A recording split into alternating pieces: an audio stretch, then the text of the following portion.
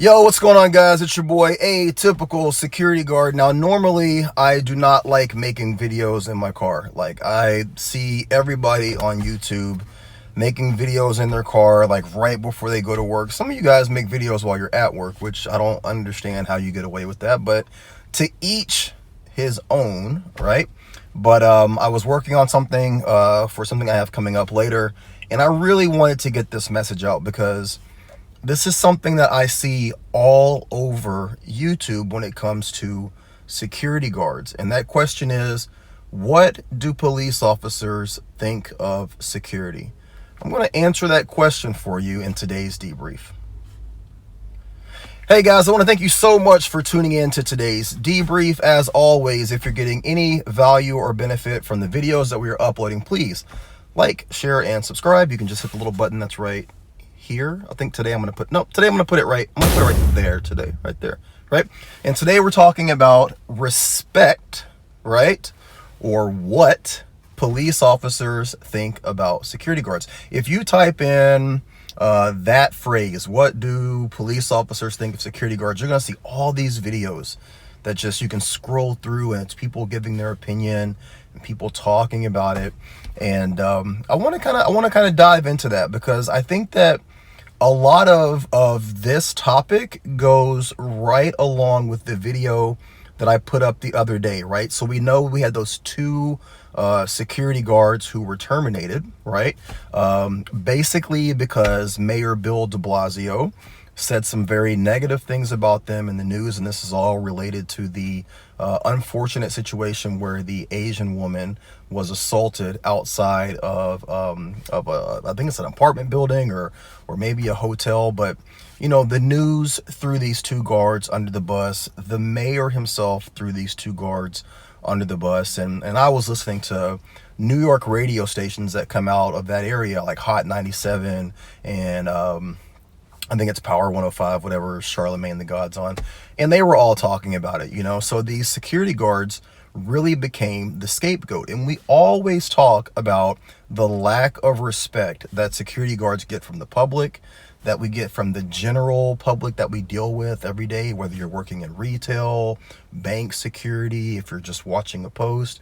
All of those things that come along with the idea of security guards and how we are constantly being disrespected. And so that comes up a lot when people are talking about the interaction between law enforcement, true typical law enforcement, and security guards and how they view us. Now, I'm going to share a story with you guys that is a little off topic, but it really does tie in, and I'll show you how it ties in later.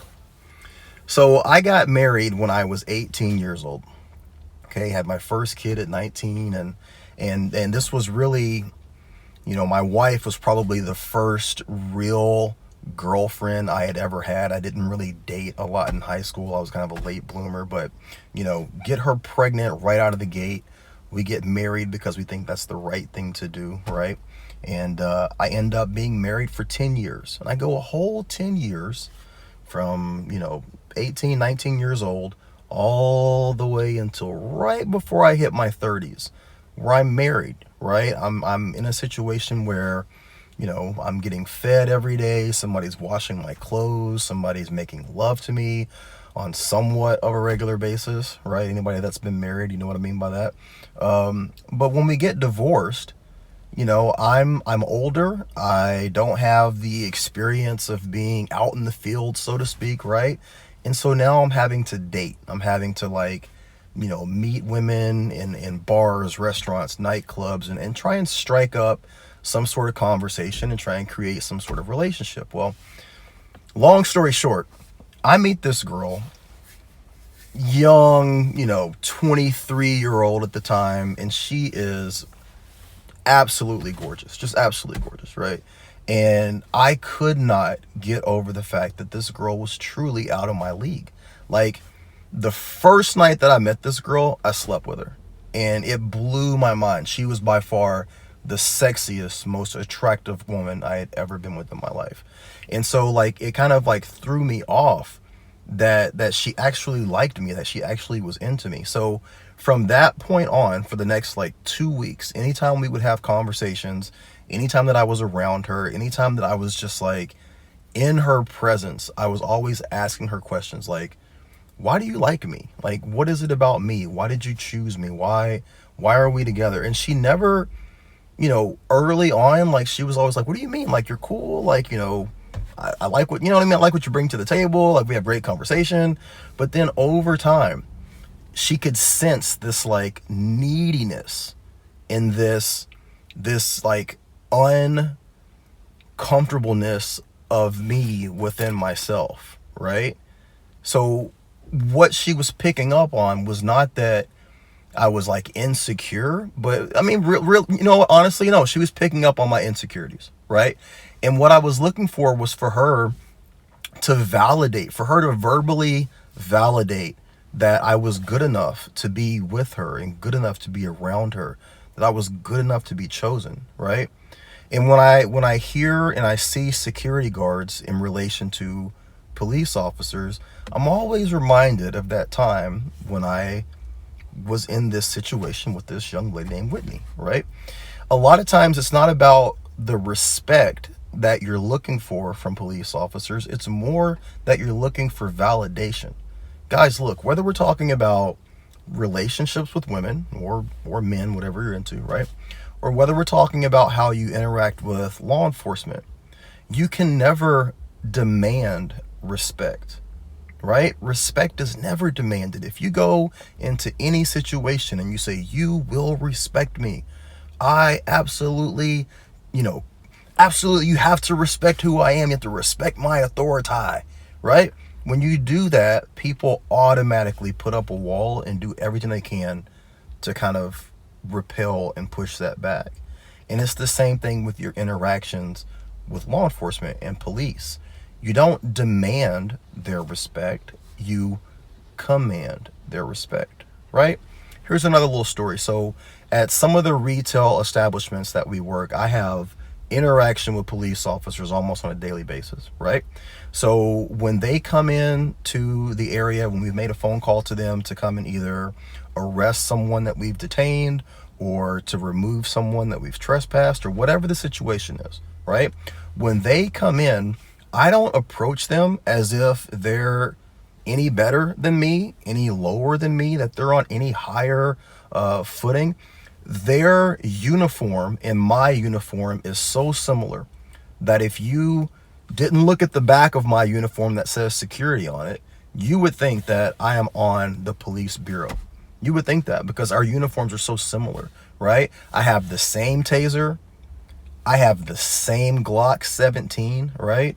My Glock 17 is better than 99.9% of the police officers that come in just because of the upgrades that I've done to it, right? I wear the same Oregon City carrier. I've got the same plates. I've got some of the same attachments on my uniform. I also make almost about the same amount as most of the police officers, and I put up with about a third of the bullshit that they do, right? I don't have to deal with the bureaucracy. I don't have to deal with the absolute assault that these officers deal with Antifa here in the area. I deal with some of it, but I don't put up with nearly what they have to put up with. So when they come into the store and they interact with me, I'm talking to them as colleagues. I'm not seeking their validation. I'm not seeking their approval because honestly, I don't give a fuck. I don't give a fuck what they think. I don't give a fuck what they care. I am there to do a job and they are there to do a job. Those police officers are no different to me than the teller that's at the front or the person working customer service. We all deserve respect. We all give respect and we all command. We don't demand, we command respect. And what I want you guys to think of as security officers, as we continue with this channel and we continue to try and build our community, we do not need validation from anyone other than ourselves. If you are confident in what you're doing, and you're confident in who you are, and you're confident that you do a good job, that you care about what you're doing, your uniform is tight, right? Your attitude, your professionalism. If you have all of that under wraps, you're not going to have to worry about someone disrespecting you. Okay? And it's the same thing that I was in that situation with Whitney. If I hadn't been seeking her approval, and to be quite honest, guys, listen, I slept with her the first night. I already had her approval. I had the ultimate sign of approval. But what I was wanting her to do was to verbalize that approval. And it's no different with a lot of us in security. We already have that approval. The cops are coming into the store. They have no idea what's going on. They have no idea where the suspect is, the person being detained is. They have no idea of what's happened with this person that's been trespassed. They're coming to you and saying, hey, what's going on? How can we help? They're already validating you by interacting with you and talking to you and treating you as a professional, the professional that you are. So you can't further look for them to verbalize their validation by saying, hey, by the way, before we get into anything, before we handle business, I just want to know that, hey man, I respect you as a security guard. Like who gives a fuck? Right? Who cares? Who cares? They're validating you by already being there. You're already validated, guys. And you don't need a police officer who, to be 100% honest, a lot of them aren't doing their job as it is. A lot of them aren't giving 110%. You're at work every day on your own. You have no backup. You have no dispatch. You don't need anyone to validate what you're doing because what you're doing is already so important. There's another YouTuber that's on here who always says, know your worth, right? DEFCON 3 security. Shout out to that guy. Know your worth, guys. Just like I wish I would have known my worth with that Whitney chick, right? But I know my worth now, and I'm doing pretty good in all departments, okay? So know your worth, understand who you are, and don't look for people to validate you. You're already validated by doing what you're doing, all right?